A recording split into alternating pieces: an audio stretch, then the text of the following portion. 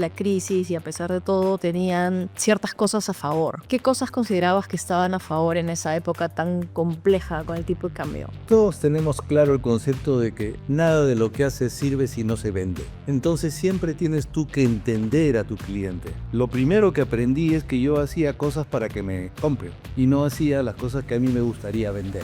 ¿Tú sientes que el rol del Estado, el promover investigación, el encontrar soluciones que quizá no están en los parámetros como fue el tema de los damnificados? No, el rol del Estado no es promover investigación. El rol del Estado es no interferir en la dinámica del sector privado. Siempre les he dicho eso. En nuestro negocio nosotros no vendemos, nos compran. Quién sabe si vas a otro segmento socioeconómico, tú vendas. Pero en el que nosotros estamos, que es básicamente un commodity, nos compran. Y si tú aciertas en cómo llegas a tu cliente, él te va a comprar. Este capítulo llega gracias a Pandero Casa, Andiamo Inmobiliaria y Keller Williams One. Hola a todos y bienvenidos a este capítulo del podcast de negocios inmobiliarios. Mi nombre es Pamela Galvez y hoy tengo acá acompañándome a un invitado muy especial.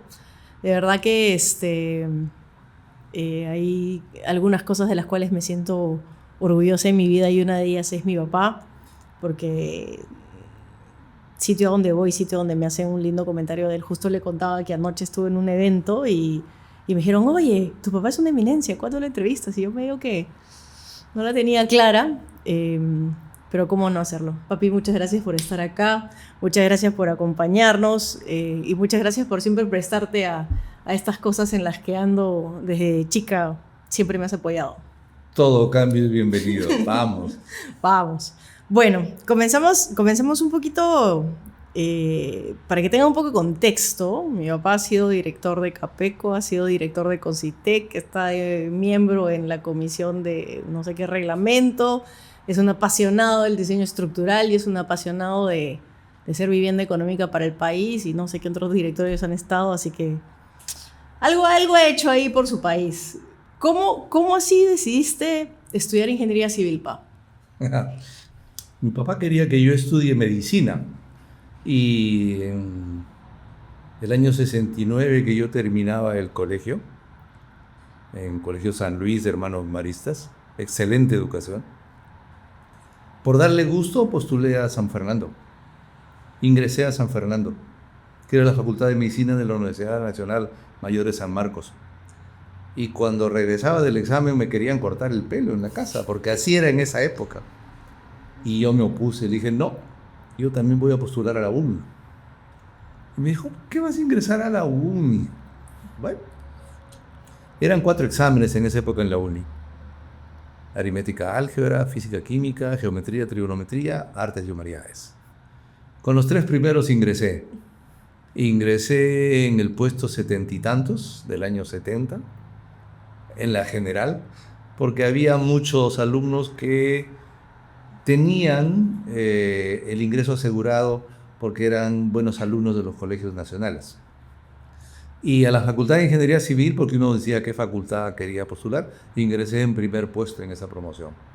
Pero me enteré de eso en las bodas de plata. Pero ¿y cómo así ¿Cómo así? Ok. Y toda mi vida quise ser ingeniero civil. Pero ¿cómo así nació esa pasión de querer ser ingeniero? Familiar. Tenía un familiar político al que admiraba, el ingeniero José Ferreiro García. Un señor ingeniero, así, que fue un ejemplo para mí. Trabajé con él apenas salí de la universidad y aprendí muchísimo. Me llevé a su secretaria y la hice mi esposa. Así es. Y desde chico lo vi a él como una persona referente. ¿Sientes que él fue tu mentor? Yo diría que sí. Le dediqué de puño y letra mi tesis de grado. Así es. ¿Y cómo fue esa transición de salir de este lugar de trabajo, de alguien que considerabas tu mentor? ¿Cómo fue esa transición de decir, ok, hasta acá nomás y voy a dar otro paso? En el primer trabajo que me ofreció me dijo, ¿quieres tener un sueldo o quieres ser parte de las utilidades? Yo no lo dudé un segundo, le dije, parte las utilidades. Y entonces aprendí de que yo era mi jefe. Y la vida te va llevando. Y toda la vida procuré ser mi jefe. Así de simple. Me gusta la independencia, me gusta la responsabilidad y sobre todo confío en mi muñeca. Juego muy bien vías. Saliste de donde... de Ferreiros, bueno, no Ferreiros, es donde mi tío Pepe. Y luego estuviste trabajando un tiempo en Mina, creo. Sí, me contrataron para ser supervisor del área estructural en un desarrollo en Contonga. Estuve un tiempo, cumplí mi ciclo y regresé. Era una época muy violenta, pleno terrorismo, había que andar con seguridad en los caminos, mataban a la gente. Esta basura de izquierda siempre es así, ¿no? Y cuando vi que había cumplido mi ciclo, decidí que no volvía a aceptar un trabajo. Y me independicé totalmente. Tenía ahorros para 6 meses. Tenía un gran amigo de la universidad, Fernando Medina, ya fallecido. Mi mejor amigo. Padrino de mi hermano. Así es. Y pusimos una empresa. Y nos lanzamos al ruedo del desarrollo inmobiliario en 1983, fines del 83, comienzos del 84, cuando el país tenía una crisis terrible y había que entrar a trabajar con el Banco Central Hipotecario para nuestros clientes. En esa época tenía un ahorro que me permitía vivir, ya casado, porque me casé el año 81, me permitía vivir 6 meses. Nunca he descuidado eso. Ahora pueden ser 6 años, no sé, pero la vida cambia. Y le dije, oye, yo puedo manejar estos 6 meses, porque él sí trabajaba, pero después de 6 meses tengo que ver qué hago. Él me dijo, no te preocupes, con lo que yo gano vivimos todos. Nunca hizo falta, pero eso demostró la clase de gente que él era y la clase de empatía que teníamos con él. Patas de la universidad. Desde el 4º ciclo, cuando nos sentamos juntos para el curso de dinámica estructural, y Roberto Morales, gran amigo mío de la universidad, mi asesor de tesis de grado, no se le entendía. Y le hacíamos la broma y todos decíamos, pobre Roberto, se fue a Japón, no aprendió japonés y se ha olvidado del español, no se le entiende qué habla. En esas épocas creo que eran 10 gatos en cada clase. Éramos pocos y Roberto fue otro referente para la ingeniería estructural y en especialidad la antisísmica, ¿no? Que es mi pasión. En alguna ocasión me comentaste que creo que tu asesor de tesis de maestría te dijo que habían cambiado a un excelente ingeniero estructural por un empresario ahí más o menos.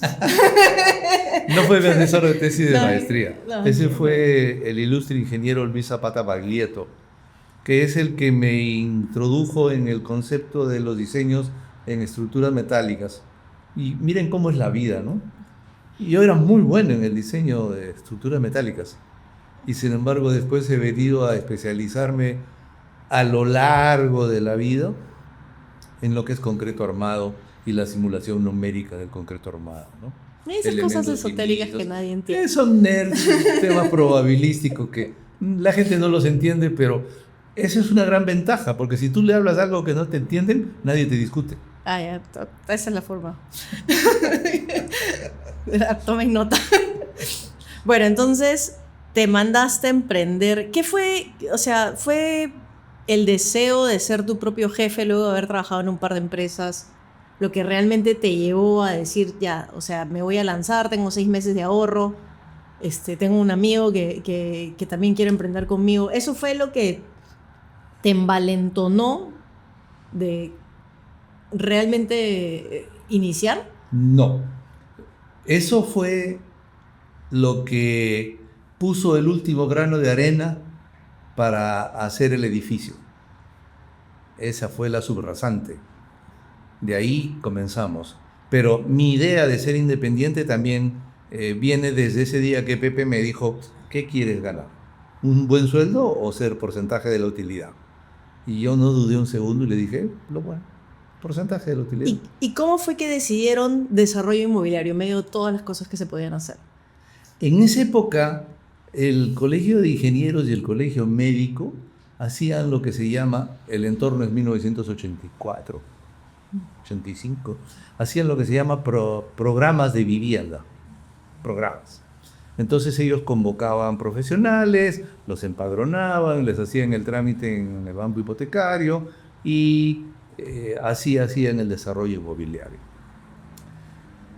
Por X, Y o Z razones conocí a un arquitecto que estaba en la parte de ventas, captando a la gente, y nos hicimos amigos, y lo invité.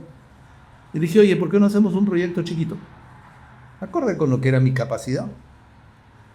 Y bueno, convocamos a doctores, y hicimos un primer proyecto que se llamó Acuario 1, en San Borja, departamentos de 140 metros, 6 departamentos por lote, 3 pisos.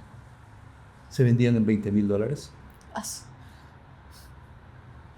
Y eso incluía el préstamo con el banco hipotecario.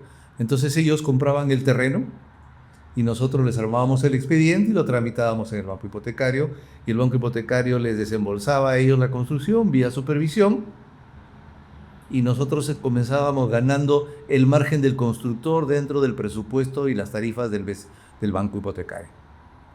Así fue el primer proyecto. Al mes hicimos el segundo. Al tercer mes ya había para comprar el terreno. Y de ahí, 100 proyectos más. Siempre esa política de reinvertir las utilidades. Siempre. En Navidad, la Navidad es de tus trabajadores, de tus obreros. Si queda, para tu familia y para ti. En esas épocas, ¿qué tasas tenían los créditos hipotecarios? Estábamos en una época de turbulencia financiera. Recuerda que eso era ya el primer gobierno de García, que en el Día de los Enamorados del año 87, la tasa de cambio se quebró. Mucha gente que apostó a un overshooting perdió. Varios empresarios muy conocidos. No es el tema de la riñón. Era una locura. Pero el gobierno pateaba el problema, corría la ola. Pasamos de cuota fija a cuota variable, de cuota variable a cuota geométrica, y la última fue cuota hipergeométrica. Pero si tú lo dolarizabas, todo se movía entre 12, 15 y $20,000. Así es. Porque el metro cuadrado de terreno en San Borja costaba $50. Más o menos lo que costaba un metro cuadrado de terreno en Magdalena ya por comienzo de los 2000. Magdalena estaba en 75, si mal no recuerdo. Pasaron los años y ya comenzaron a tener, digamos que después de reinvertir las utilidades, capacidad de comprar el primer terreno. Hicieron Acuario 1, Acuario 2 y no sé cuántos acuarios y acuario y demás. En San Borja debo haber hecho 30 o 40 edificios. Varios. Y digamos que dentro de todos esos años de los 80, a pesar de la crisis y a pesar de todo, tenían ciertas cosas a favor. ¿Qué cosas considerabas que estaban a favor en esa época tan compleja con el tipo de cambio? Mira, todos tenemos claro el concepto de que nada de lo que haces sirve si no se vende. Entonces siempre tienes tú que entender a tu cliente. Lo primero que aprendí es que yo hacía cosas para que me compren y no hacía las cosas que a mí me gustaría vender. Y siempre les he dicho eso. En nuestro negocio, nosotros no vendemos, nos compran. ¿Quién sabe si vas a otro segmento socioeconómico, tú vendas? Pero en el que nosotros estamos, que es básicamente un commodity, nos compran. Y si tú aciertas en cómo llegas a tu cliente, él te va a comprar. Porque he pasado años en la Cámara Peruana de la Construcción y he estado en el detalle de las investigaciones, de los estudios de mercado y todo lo demás. Lo que te puedo decir es que en las proyecciones de déficit siempre se han quedado cortos. Y no sé, ya me he salido un poco de ese tema, pero el déficit se incrementa pasivamente en el orden de las 150.000 unidades, tal vez, no sé. Tú estás más al tanto de eso. Y creo que no estamos produciendo eso. O sea, vivienda formal creo que está entre 20 y 30 mil unidades al año. Así es. Informal y otras cosas más. La informal, existen muy buenos estudios y apreciaciones, pero no creo que haya una estadística válida. O sea, el último informe que vi, o sea, el déficit estaba en aproximadamente 1.4 millones hasta hace unos años entre cualitativo y cuantitativo. Y ahora está en, si mal no recuerdo, como 1.9.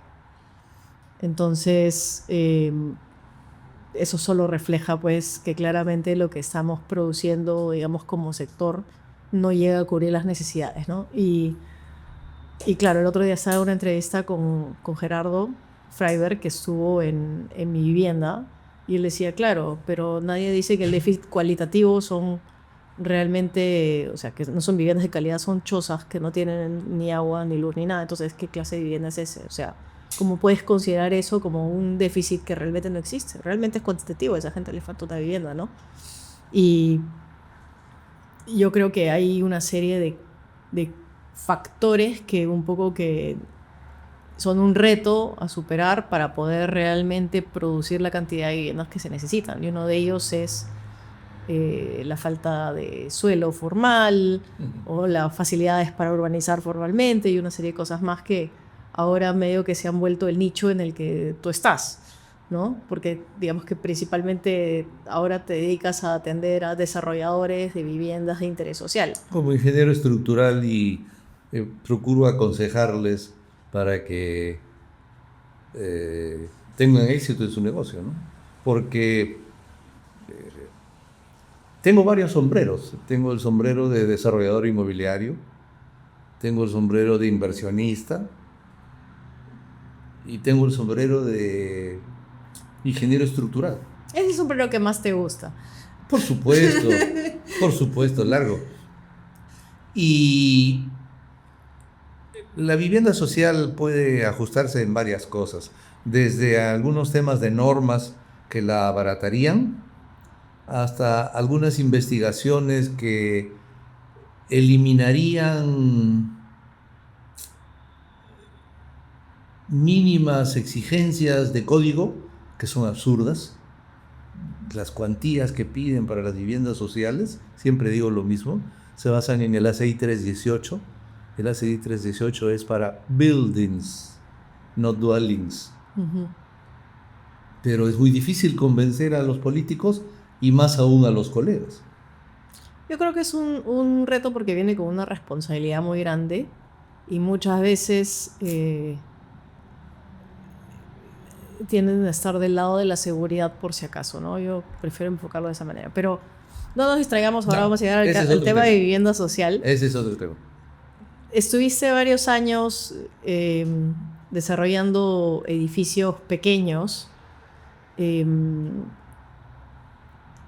y luego vinieron algunos años de crisis en los 90. Claro. Y me da risa porque, claro, mi hermano y yo tenemos, digamos que la ventaja que cuando viene un momento de crisis, como lo fue la pandemia, cuando fue la crisis política que hemos vivido y la que espero que estemos saliendo, nos volteamos y, claro, la empresa tiene 40 años el próximo año, porque hemos decretado que el 85 es nuestro año de nacimiento de la empresa, por si acaso. Y claro, nos volteamos y decimos, oye, mi viejo vivió hiperinflación, vivió tasas de créditos hipotecarios entre el 15 y 20%, vivió crisis política, vivió shock económico, y te volteas y dices, oye, las tasas han subido 5 puntos, subían 10, 15, el sol no valía nada, ¿no? Entonces eso nos da muchas veces una perspectiva de que sí se puede, ¿no? Y en los 90 hubo una crisis bien fuerte. Me acuerdo que allá por el 92, 93, la oficina estuvo prácticamente cerrada un año. ¿Cómo fue esa situación? El sanear la economía del país requirió una decisión política muy importante que hizo Alberto Fujimori. El país estaba mal. Y nos obligaron a sacar nuestra plata al extranjero. Pero nos negábamos a regalar nuestro país a la gente que quiere destruir el país. Para no hablar de política, dejémoslo ahí nomás. Por suerte, hubo un cambio y se hicieron... ¿Cuál es el término? Se hicieron modificaciones o lo que quieras llamarle de primera generación. Pero todo cambio trae pues eso, mientras viene la salida de un régimen de turbulencia a un régimen steady state, fluido, nadie sabe para dónde vas. Y en ese tiempo, ¿qué es lo que hice? Me achiqué. Nuestro negocio es así. Hoy día tiene 50 personas, 500 obreros, y mañana tienes tú que ser chofer, vendedor, ingeniero sanitario, eléctrico, proyectista, arquitectónico y tramitador en la SUNAR. Todo. Con mi secretaria, que ya está más de 30 años conmigo. Catita, ¿no? Que es un activo valiosísimo. Pero es así. Yo era todo. Y llegó un momento en que ya era demasiado. Entonces me metí al CAEM a estudiar todo el año 94, ¿no? Me invitaron unos amigos y terminé pasando un año en el curso de Desarrollo y Defensa Nacional, que me enseñó a apreciar muchas cosas. Me enseñó a apreciar que hay gente que, sin ser empresarios, también hacen por el país un montón. Y somos unos ingratos que cuando nos quieren colgar de los postes nos defienden y después los abandonamos. Nunca debemos olvidar eso. Sí, hay gente que se juega no solamente su dinero, sino el pellejo. Se juegan el pellejo. A varios amigos míos lo botaron. Bueno, así es la vida. Si te preocupa obtener un financiamiento económico para la compra de tu inmueble, yo te tengo la solución. Fondos colectivos con Pandero Casa. Con Pandero Casa puedes acceder a financiamiento para la compra de tu departamento, casa, terreno, local comercial o incluso para la remodelación o ampliación de tu vivienda. Pandero Casa te ayuda en 3 puntos clave. Primero, no necesitas inicial. Basta con que pagues una cuota de inscripción del 3% del valor de tu financiamiento y con eso ya puedes acceder a todos los beneficios. Segundo, montos a tu medida y excelentes condiciones de financiamiento. Puedes pagar cuotas desde $360 al mes y una tasa anual del 2% que ya está incluida en tu cuota mensual. Tercero, facilidades. El acceso es fácil, es digital y sin tantos papeleos. Y ojo, esta no es una empresa nueva. Cuentas con el respaldo de 56 años de experiencia que tiene Pandero en el mercado. Acá abajo te dejo el link para que puedas dar ese primer paso. Y no olvides que siempre que tengas dudas, puedes enviarme un mensaje para poder ayudarte. Pandero Casa, tu financiamiento económico y más fácil. Es duro. Fue una época, digamos, que de acomodo en todo sentido, ¿no? Acomodo de lucha interna, un frente interno complejo, acomodo económico. Y me acuerdo también que hacia fines de los 90s hubo un cambio muy importante. Creo que comenzó con el fenómeno del niño. ¿Cómo fue ese cambio en donde de pronto volteaste a ver el tema de vivienda de interés social? ¿Cómo nació eso? En esa época yo era muy pegado a mantenerme actualizado y para eso había que estudiar. Pasé por el SAN, pasé por el CAEN, Por el PAD. pasé por el PAD de la Universidad de Piura y conocí ahí a un ingeniero, Luis Kishimoto, que después fue presidente del Banco de Materiales. Y un día X con una persona conocida se acercaron a mi oficina y me dijeron: oye, hay que atender a un montón de gente en Ica que ha habido el fenómeno del niño y bueno, ¿qué hacemos? Esa historia parece conocida, ¿no? Cada rato hay un montón de gente que te da por un fenómeno de niña. Es terrible, de verdad. Y en la Tinguiña entonces había que apoyar a la gente, entonces yo desarrollé ahí, diría que apliqué en nuestra realidad lo que se llaman los muros franceses, que son muros delgados y lo mínimo que permitían las normas era 10 centímetros, una cuantía así, esto, el otro, y la gente, la gente se moría de miedo porque decía, oye, pero no tiene columna, no tiene vida, ¿cómo va a ser esto? Que aquí, que allá. Pero Kishimoto creyó en uno y apoyó para hacer investigación en el SISMIC de la UNI, y los resultados que encontró Tito Zavala eran sumamente alentadores. Y mira a lo que se puede llegar. El Banco Material les daba un crédito de 6.000 soles porque ellos ya tenían su lote, pero no se los daba en plata. Juntaba a 20 o 30 familias, hacían una bolsa, ellos contrataban a un maestro y el banco le pagaba a la ferretería directamente. Entonces ellos veían pasar la plata. Y ponían la mano a obra. Y para que vivan, ellos eran la mano de obra y cobraban como mano de obra. Entonces hacían su casa, ganaban su plata y en una semana estaban en su casa. Ahí hay dos cosas que nacieron en eso y no sé si por ahí lo han percibido, pero nacieron dos cosas que ahora son mucho más conocidas, porque eso describe mucho techo propio en sitio propio. Y los muritos delgados son lo que ahora son los muros de utilidad limitada y las famosas plaquitas que ahora vemos bastante comúnmente en los edificios, ¿no? Entonces,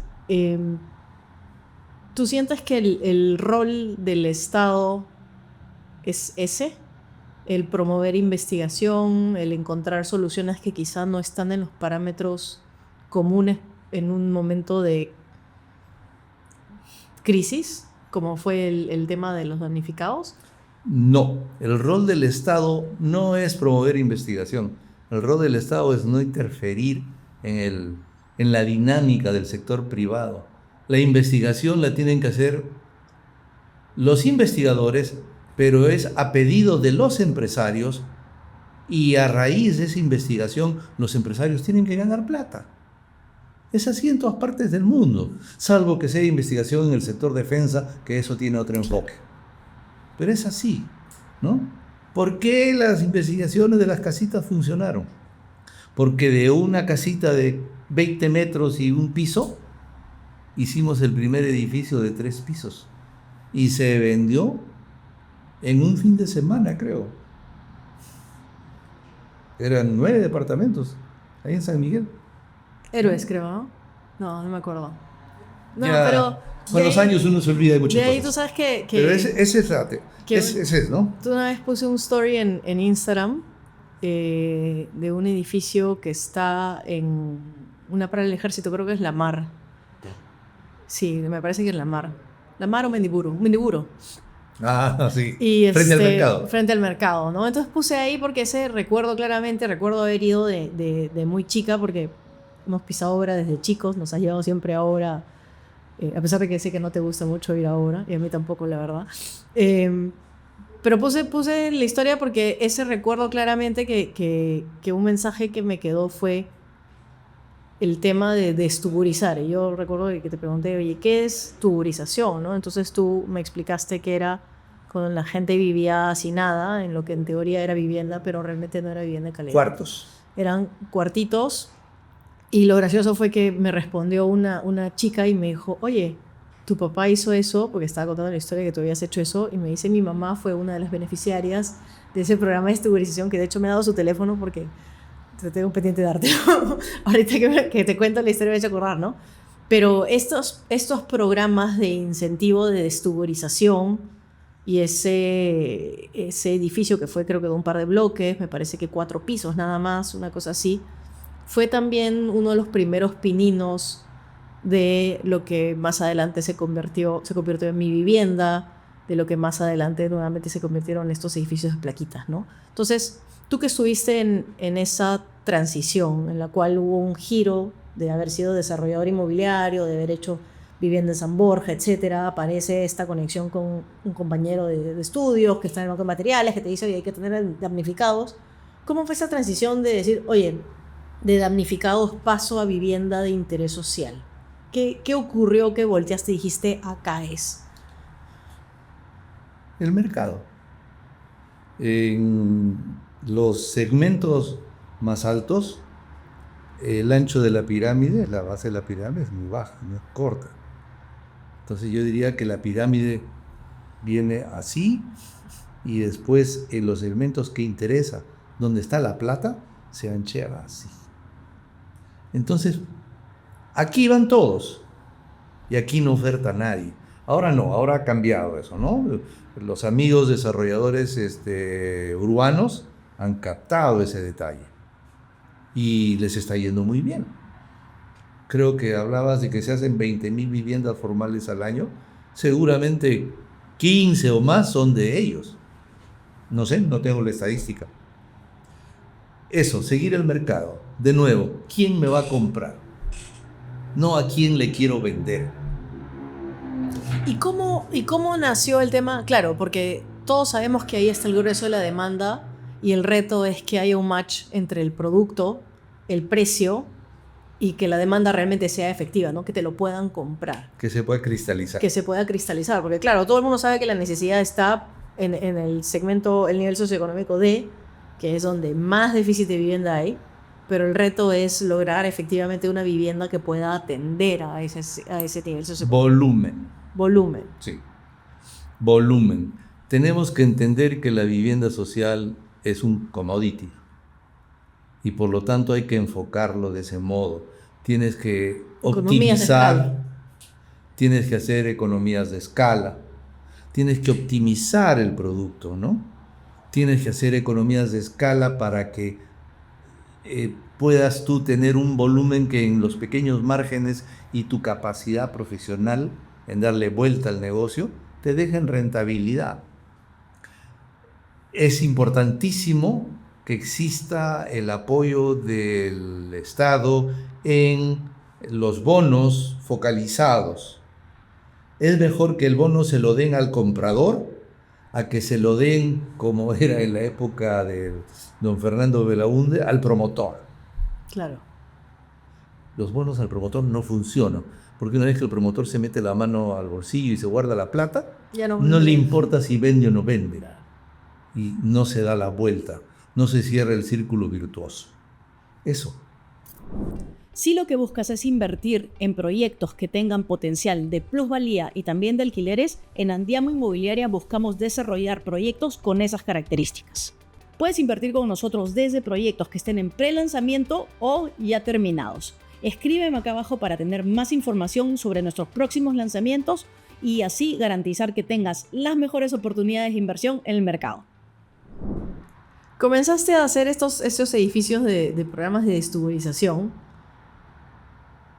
y luego hiciste un primer edificio, me parece que ese sí fue Héroes, una cosa así, con el programa Mi Vivienda. ¿Cómo fue ese cambio?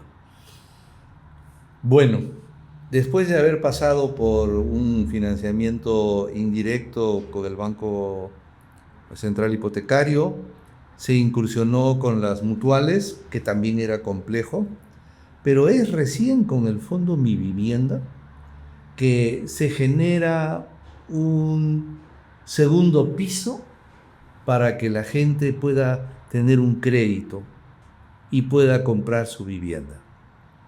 Al comienzo era la locura porque te faltaban manos, ¿no? Te faltaban manos. Y yo recuerdo que publicaba en El Comercio, porque en esa época se publicaba en los avisos clasificados del Comercio, y ponía mi destacado y era el único. Hice un proyecto en la avenida Brasil o algo ahí que vendía los departamentos en $12,000, $14,000, de 2 dormitorios. Volaban, mis vendedores vivían locos, ¿no? Y mucha gente después me reclamó y me dijo, oye, ¿por qué habiendo hecho tanto proyecto no has tenido mayor éxito financiero? Primero porque pagaba mis impuestos. Para mí el IGB no era utilidad, escondido.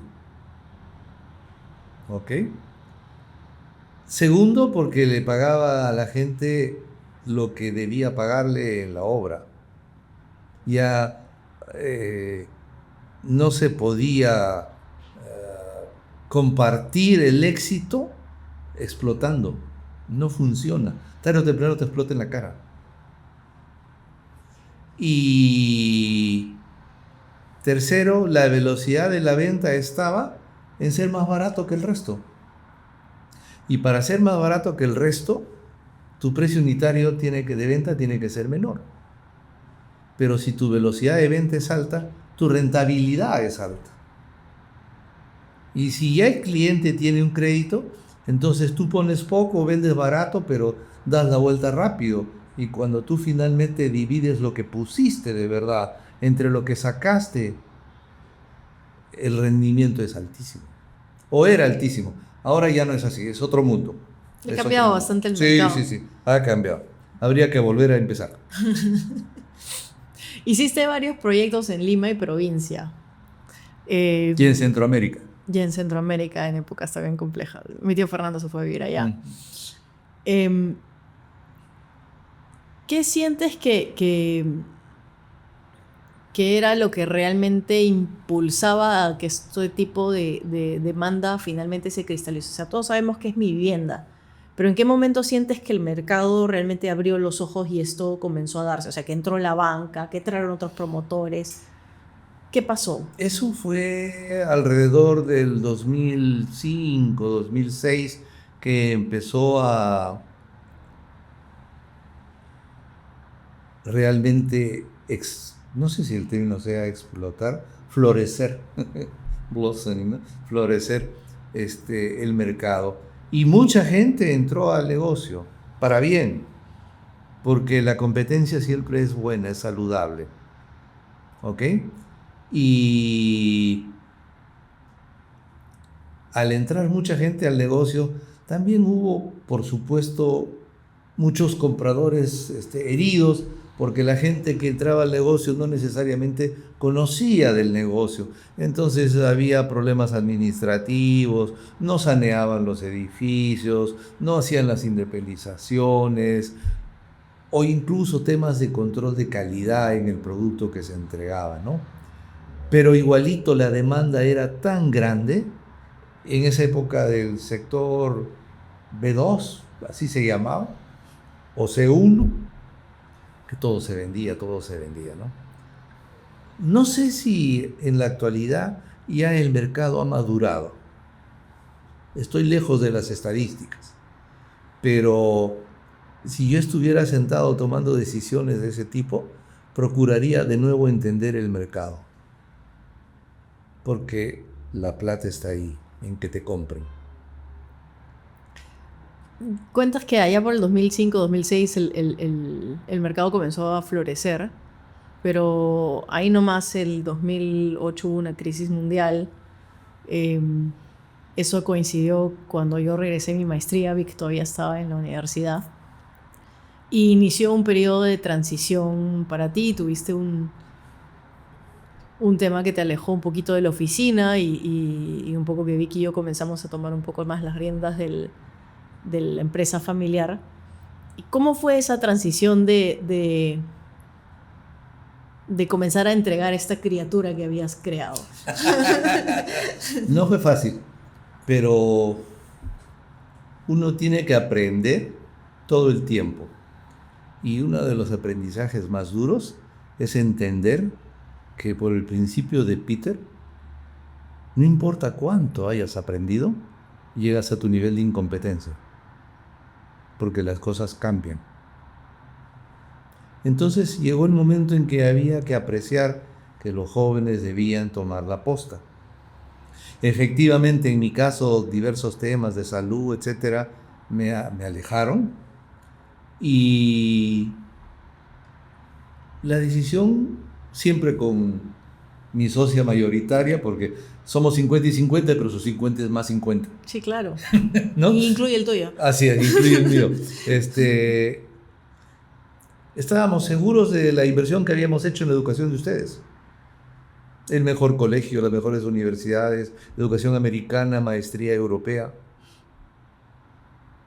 Así que era jugar a ganador de nuevo. Tarde o temprano, ustedes iban a salir adelante para bien. Lógico, en el camino van a cometer errores, por supuesto. ¿Quién no se equivoca? No se equivoca el que no hace nada, y el que no hace nada no progresa. Así que si quieres progresar, tiene que equivocarte. Normal. Yo creo que nunca deja, o sea, no se equivoca el que no hace, creo yo, ¿no? Así es, pues, no hace nada. ¿Cómo quieres no equivocarte? No hago nada. No decido nada. No, eso no funciona. Confía en tu muñeca. Si estás bien educado, juega ganador, siempre. Jugaste a ganador, pero también comentaste que fue una transición que no fue tan fácil. ¿Qué retos tiene alguien que está comenzando a pasar, digamos que de primera a segunda generación? El negocio familiar. Sí. Desvincular la actividad del negocio de la afectividad familiar. No es fácil.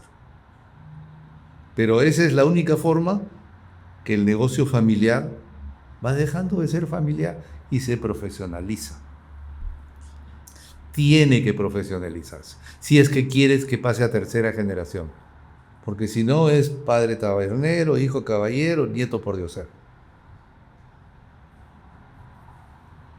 ¿Y qué consejo le darías porque estoy seguro que por ahí varios de tus amigos que seguramente están en esta etapa también están pasando de generación en generación? ¿Qué consejo le darías? Bueno, si no hiciste que tus hijos sean ingenieros civiles, que no fue fácil, porque yo conozco un ingeniera que quería ser ¿cómo se llaman esos que mueven huesos? Arqueóloga. Lo que pasa es que ahí mi papá se ríe porque yo nunca quise estudiar ingeniería civil. La verdad, postulé a Bueno, arqueología y otras cosas. Bromas aparte. Como en la crisis del 90, lo que dijo Hurtado Miller, que Dios nos Cojo con pesado, creo. apoye, así que Dios se apiade de nosotros, algo así.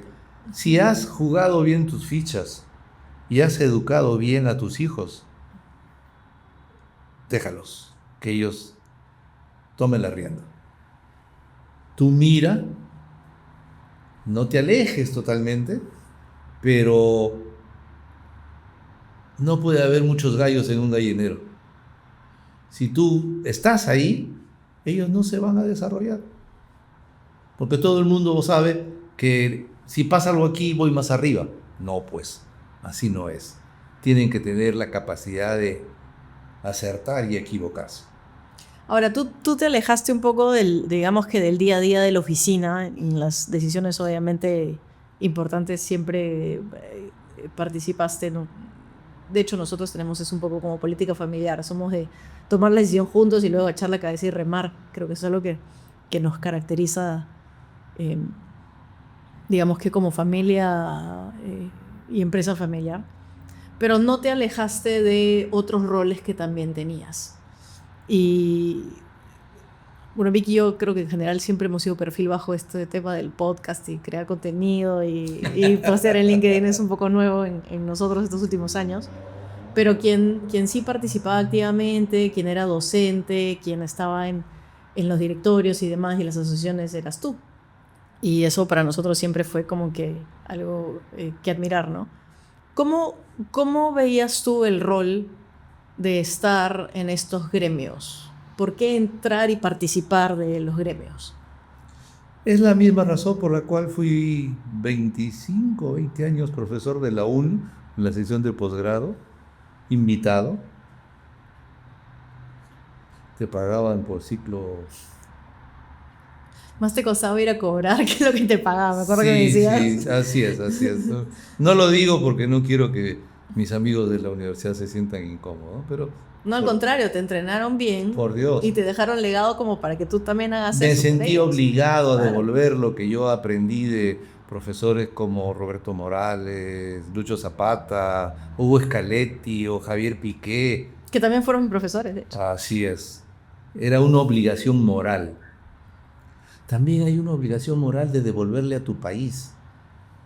Demostrar que tú puedes ser empresario y que no por eso tienes que ser un corrupto. ¿Que me he codeado con corruptos? Sí, pues así es. Pero si tú sabes moverte, no te manchas. Así de simple, ¿no? Y puedes aportar al país. A donde te vas, aportas lo que puedes aportar. Sea en un directorio, porque evitas de que empiecen a financiar lo que sean investigaciones científicas para temas sociales. Y eso me pasó en Concitec. O tratas de resolver el problema de los que enseñan en Censico. Se les pudo calcular a toda esta gente que ha dado tantos años para los técnicos y que no han tenido beneficios sociales, ni tienen jubilación, ni nada por el estilo. Se calculó cuál era la contingencia y se le pidió permiso al ejecutivo de turno para pagarles. Lo que les correspondía. Así es, lo que correspondía. Y bueno, no aceptaron, pues, los políticos. Y también entender que tú haces tu parte, y si el de arriba no acepta, bueno, pues tú ya cumpliste con tu parte, ¿no? Y así, ¿a dónde vas? Si vas a un comité técnico, tienes que evitar que la burocracia le haga la vida a cuadritos a los que quieren que las cosas salgan bien. Y se lo dices en su cara, y lo dices con convicción, y sostienes tu posición. Y generalmente funciona. Nada más. Siendo como uno es. Remando para que el país vaya bien. En general creo que los empresarios, y lo digo porque yo me incluyo ahí, un poco que nos alejamos de participar en este tipo de cosas. Yo siento que eso es algo que en Capeco y sobre todo en ACEI ha comenzado a cambiar, al menos en nuestro sector. ¿Qué le dirías a alguien que todavía no se anima a comenzar a aportar su granito de arena? No te quejes después. Tú sabes, eres hábil, eres honesto. Entra a un directorio, entra a un comité, como asesor, y da tu parte, haz la pelea, da el ejemplo. No es pecado que ganes plata. Si pagas tus impuestos y trabajas como negro, disculpen, eso está ahora mal visto, pero antes se decía así, y trabajas en exceso. ¿Ok? ¿Cómo ha cambiado el mundo? Da pues, devuelve lo que estás recibiendo. Da tus criterios, tus ideas, tu capacidad, tus esfuerzos. Si muchos empresarios más se integraran, tendríamos menos políticos corruptos y peor que los corruptos, porque hay corruptos que se les aplica, roban, pero hacen trabajo. Tendríamos menos políticos puros, que lamentablemente son con mayúscula, pues, ¿no? Eso incluso a veces es hasta peor. Más peligroso, porque son monos con metralleta, tienen poder para hacer barbaridades. Si pudieras cambiar algo relacionado a eso, ¿qué cambiarías? Ya sea porque tienes experiencia como agente inmobiliario o porque quieres incursionar en este rubro que tiene muchas posibilidades, apoyarte en una empresa y en una franquicia que tenga trayectoria, conocimiento, respaldo y herramientas tecnológicas es algo que te garantizará el éxito en esta meta que te estás proponiendo. Ser agente no necesariamente es algo que uno ejecuta solo. Trabajar en equipo es realmente lo que te ayudará a conseguir esas metas que buscas. Si vas solo, seguramente llegas más rápido, pero en equipo vas a llegar más lejos. Tendrás la posibilidad no solo de ofrecer las propiedades que captes o a tus clientes, sino de tener una serie de propiedades más para poder atender de la mejor manera a tus posibles prospectos. Adicional a eso, podrás tener capacitación continua, un CRM para hacerle seguimiento a tus propiedades y tus clientes y posibilidad incluso de poder trabajar en equipo. Únete a Keller Williams One. Si quieres información, acá abajo te dejo el link o puedes escribirme para poder ponerte en contacto con el equipo. ¿Relacionado a qué? Sé más explícita. Relacionado a la participación del sector empresarial en estos gremios. Haría que el gremio madre, que debería ser Confiep, esa era la idea que yo tenía cuando fui director de Confiep, se encargue de pedir que todos los sectores hagan un banco de empresarios, no ejecutivos, no es malo. El ejecutivo tiene su sitio, pero su sitio es hacer producir en la empresa. Empresarios que estén dispuestos a dar su tiempo. Que ya pasando los 60, 65 años, puedan estar a disposición de los diversos sectores del Ejecutivo y aportar. Y lo mejor, no necesitas cobrar por hacer eso. Usa tu tiempo en lugar de ponerte a ver tonterías en televisión o envejecerte ahí leyendo un periódico para que después la vida te pase la factura. Da tu tiempo, aporta. Eso haría, ¿no? ¿Quién sería el indicado? En mi opinión, debería ser Confiep. Puede ser que haya otros gremios ahora que no están en Confiep y que tengan... Bueno, alguien que agrupe a los empresarios, pero el mundo empresarial debería poner empresarios que estén dispuestos a jugársela por el país. Eso. Y volcar, digamos, todo su aprendizaje de tantos años también, ¿no? Porque ese es un rol, creo yo, que muchas veces no es valorado al 100%, ¿no? Muchas veces el empresario no entiende cómo funciona el sector público. Eso también a mí me Y el sorprendía sector mucho. público tiene sus reglas y si tú las sigues funcionan, pero no las entiendes, pues. Entonces tienes que interactuar con el sector público y ojalá hubiera una meritocracia pública efectiva para que tú aportes y compartas y te retroalimentes también de sus inquietudes. Hay gente muy valiosa en el sector público, muy valiosa, muy hábil, y está ahí pasmada, ¿no? Por diversas razones. Dentro de ellas, acusaciones absurdas de la Contraloría. Te cuento una anécdota. Yo convencí al directorio de Sensico de que se compraran acelerógrafos para hacer una red acelerográfica. Se compraron y después de eso me llegó una citación de la Contraloría en la que una señorita que era la investigadora, supongo, de la Contraloría, porque me entrevistó, que era contadora recién egresada, me preguntó: ¿y para qué han comprado los acelerógrafos?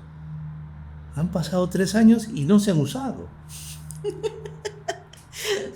Yo la miré y le dije: gracias a Dios, porque si no, quién sabe, usted no estaría viva. Porque el acelerógrafo está para medir los terremotos. ¿Quiere usted un terremoto? Ah, ¿para eso es? Sí, para eso es. Entonces, ¿cuándo se va a usar? Cuando haya un terremoto en el que mueran 70,000 personas y se caigan 1 millón de casas. Pero lo que vas a aprender en ese momento a través de esas máquinas va a permitir que en el siguiente sismo, 50 o 100 años después, ya no pase la misma desgracia. Porque se incorpora la norma. Ah, así es. Pero te digo, ¿no? O sea, y tuve que hacer un descargo y, bueno, todo un bla, bla, bla. Pero, ¿cómo una institución tan importante puede enfocar algo tan importante a un nivel que no sabe nada? Y ella era la persona que decidía si me denunciaban o no. Claro, yo no era empleado público, seguramente los abogados lo hubieran resuelto, pero es preocupante. Si eso le hacen a uno externo, imagínate cómo tratarán a los internos. Por eso es que hay el sector público muchas veces está congelado, porque quieren que todo se judicialice, ¿no? Porque de ese modo escapan responsabilidades que no les competen, pero que les arruinan la vida. Bueno, en eso, ¿no? Pero eso ya es política, ya. ¿Me has traído para hablar de política, no? De conversar. Ah, ok, hablemos de política entonces. Pero regresando, bueno, alejándonos un poco de la política y regresando a la parte de desarrollo inmobiliario, el impacto. Ahora, justo lo que conversábamos hace un ratito, ¿no? Ahora dedicas la mayor parte de tu tiempo al diseño de vivienda social. Y Me da risa a veces porque, claro, nosotros buscamos clientes y empujamos el coche viendo en qué diversificamos, etc. Y a veces te escucho hablar por teléfono que te llaman para pedirte algún diseño estructural de algo y dices, no, eso no hago. Yo solo hago vivienda de interés social porque realmente es tu pasión. Y otras cosas medio que no quieres hacerlas. Sí, es cierto. ¿Cómo es a ver, si alguien quisiera incursionar en hacer vivienda de interés social y claro, los players más grandes del desarrollo de vivienda de interés social que construyen con concreto armado principalmente son todos tus clientes, ¿qué le aconsejarías tú a alguien que quiere incursionar en eso y que todavía no tiene la información que tienen estos players grandes? Uh-huh. Hay dos partes en la estructura de costos de la vivienda social que normalmente no son apreciadas por las gerencias de proyecto de estos nuevos jugadores. Uno es el diseño en sí de la vivienda social. El tema es un poquito técnico, pero voy a tratar de hacerlo simple. Si tú supones que la vivienda social es una estructura que está empotrada en la base, tu cimentación te va a salir cara. ¿Qué significa eso? Tu vivienda social va a estar consumiendo más o menos 20 kilos, 25 kilos de acero por metro cuadrado de área techada. ¿Ok? Si tú aplicas el concepto de interacción solo-estructura y tu ingeniero estructural trabaja mucho más, vas a estar en los 16, 18 kilos por metro cuadrado. Es decir, te ahorras 8 kilos, 7 kilos por metro cuadrado. Sobre 24 es como 30%. En acero. ¿Ok? Y eso significa en una vivienda de 30 metros, 240 kilos, y en 1000 casas, 240 toneladas de acero colocado. No tengo que decirte cuánta plata es eso. ¿Ok? Ese es uno. Para los que no saben, más o menos como $240,000. Así es. Y en el otro punto es, ya en el proceso constructivo, los movimientos de tierra para hacer las subrasantes y los terraplenes en las distintas etapas de tu manzaneo, ¿no? Ahí hay mucha plata también. Creo que podría haber incluso hasta más plata que en la parte estructural. ¿Ok? De nuevo, en la parte que a mí me compete, búscate un buen ingeniero de suelos cuando te hagan el estudio de suelos. Que entienda. Sí. Y que coordine con los demás profesionales. Porque él va a decir, no, haz tu cimiento pues a 1,20 metros de profundidad. Total. Es que esa es la razón, creo yo, justamente por pensar la forma tradicional de hacer vivienda, lo que impide a tantos desarrolladores invertir, ¿no? Porque tú ves un suelo, dices, ok, necesito tanta área para que se diluya la petar, que es otro de los problemas que existen, y tú agarras y dices, ¿cuánto cuesta el metro cuadrado? Y claro, si lo estimas con 25 kilos metros cuadrados de acero, no sale el negocio. Con tales cimentaciones, dices, no, este negocio no sale next. Pero si supieran que hay otras maneras de hacerlo, quizá más personas... Hay desarrolladores, claro, no puedo decir nombre, que son mis clientes, que te pelean el clavo. Y creo que son los desarrolladores más grandes del país. Sumamente profesionales. Y siempre están diciendo, ¿y dónde más podemos ahorrar? ¿Y por qué aquí no así? ¿Y por qué no sea? Da gusto trabajar con ellos, porque además te incentiva a que tú sigas mejorando. El cambio de pasar de base empotrada a hacer interacción sobre estructura para una casita de 30 metros cuadrados es debido a ellos. Y el resultado se ve. y eso es lo que permite que lleguen esos precios, lleguen esas casas. Aparte de su eficiencia. Claro. Es una serie de sumas positivas, ¿no? Es un equipo, pero no todo el equipo tiene que estar en su planilla, eso ya no es así. Pero sí tienen que saber a quién invocar, a quién convocar como parte de su equipo. Y lo mismo es para el que hace el diseño sanitario, y lo mismo es para el que hace el diseño eléctrico, por dónde lleva los tubos para que después no se me agriete el techo, para que después no tenga yo que defenderme de una fiscal que me acusa de que es un problema estructural y tenga que parchar ese techo durante 10 años. En lugar de demostrarle que es un tema cosmético y por lo tanto lo parcho durante 1 año.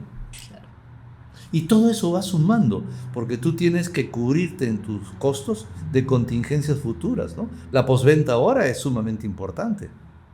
Y así, son detalles, ¿no? Que pregunten, pues, es así, ¿no? Que pregunten. Que no se queden con el estándar. Que cuestionen las cosas, ¿no? Y que exijan respuestas.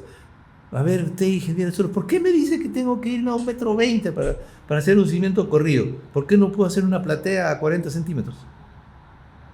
Dejo de mover 1 metro de suelo. En 20 hectáreas es un montón de plata. ¿Por qué? Cuestionen. Si quieren, en el negocio no es solamente ser el gerente.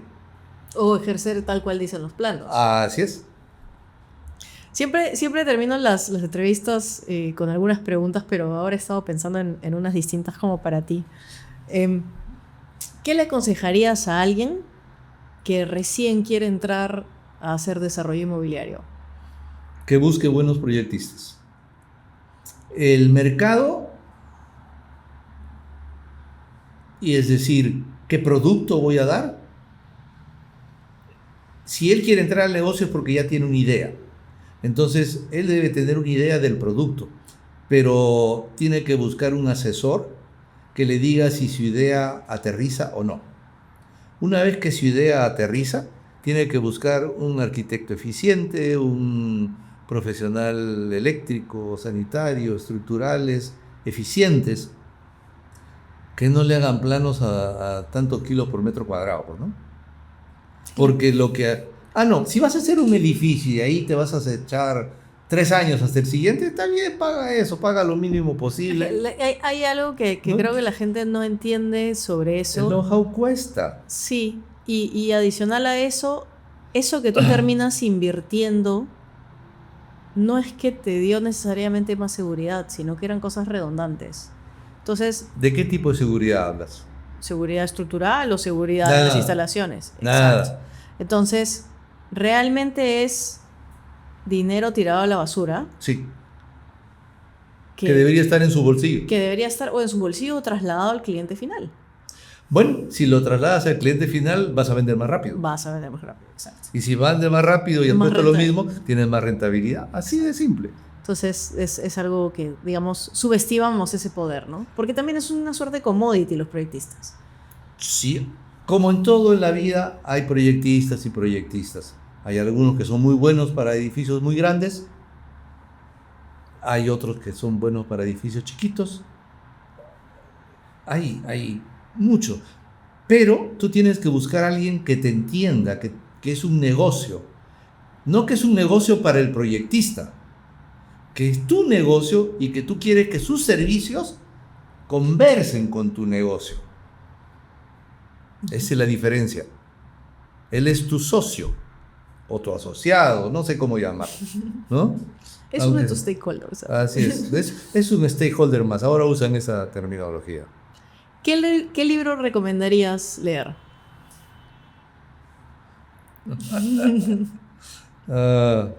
¿O qué libros? Creo que uno que no ha pasado de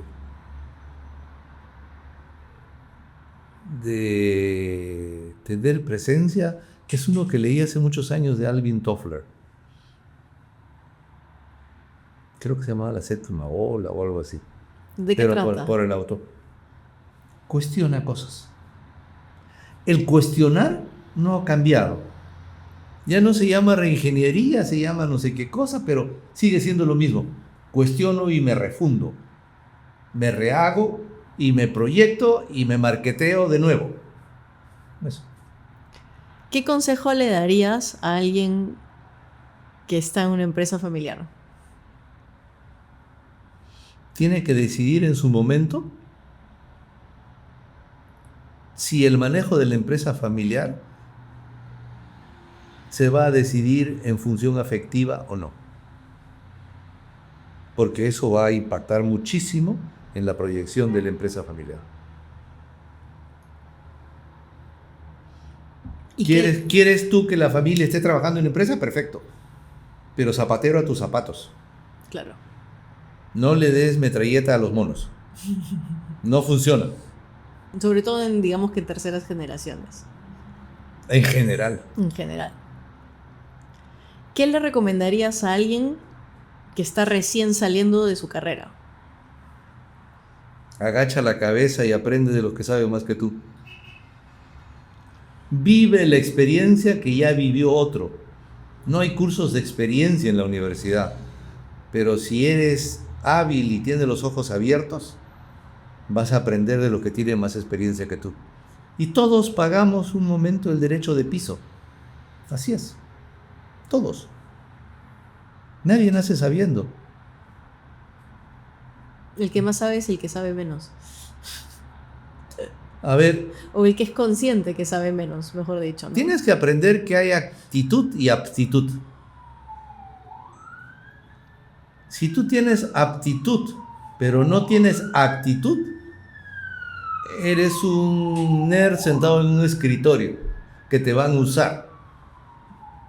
Si tú tienes actitud, pero no tienes aptitud, eres un loco que puede salir a la calle y tirar una piedra. Eres muy agresivo, pero no sabes. Procura tener un equilibrio, que tu mesa, todas tus patas estén equilibradas. La afectiva, la económica, la social, la familiar, todas deben tener la misma altura. Si una está más arriba o está más abajo, eres inestable. Qué buen dato. Muchas gracias, Pap, por esta entrevista. Muchas gracias a todos por habernos acompañado el día de hoy. Este ha sido un capítulo de verdad que para mí súper especial. Ojalá que todo esto que yo he vivido tantos años les sea de utilidad. Yo no dejo de aprender ni de mi papá ni de mi mamá, creo que ningún día de esta vida. Y nos vemos en un siguiente episodio. Gracias.